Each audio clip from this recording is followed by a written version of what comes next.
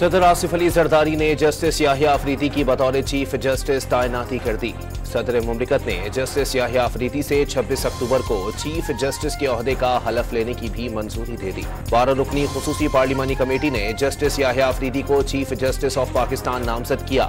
बंद कमरा इजलास में जस्टिस मंसूर और जस्टिस मुनीब अख्तर समेत 3 सीनियर तरीन जजेस के नामों पर गौर। कमेटी ने 2/3 अक्सरियत से नाम तजवीज़ करके वज़ीर आज़म को भेज दिया।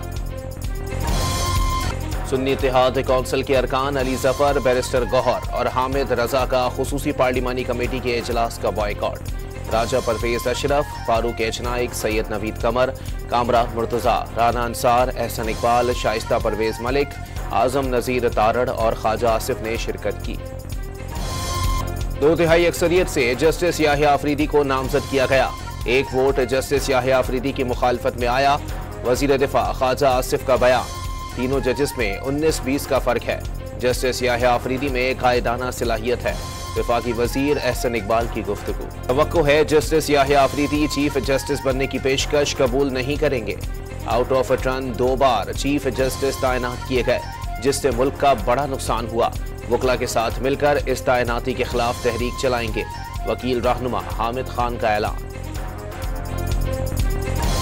तहरीक इंसाफ ने आईनी तरमीम की हिमायत में मुबैना तौर पर वोट डालने वाले 4 अरकान को शो कॉज नोटिस जारी कर दिया।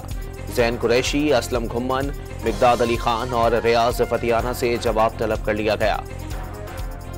कराची के इलाके शाह लतीफ टाउन पुलिस की कार्रवाई, मनशियात सप्लाई में मुलव्विस 2 खवातीन समेत 4 मुल्जिमान गिरफ्तार। कब्जे से 1 करोड़ रुपए से जायद मालियत की मनशियात बरामद।